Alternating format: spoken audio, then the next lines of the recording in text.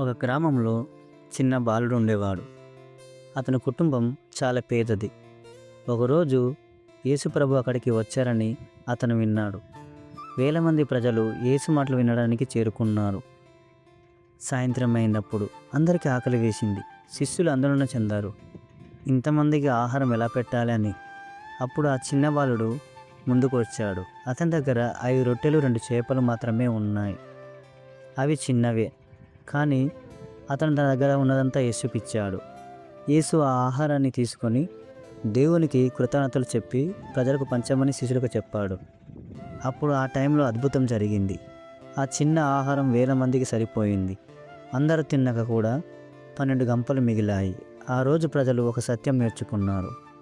మన దగ్గర ఎంత ఉందో కాదు, దేవుని చేతిలో పెట్టినప్పుడు అది అద్భుతమవుతుంది. ఈ చిన్న విశ్వాసం కూడా దేవుడు గొప్ప ఆశీర్వాదంగా మార్చగలడు.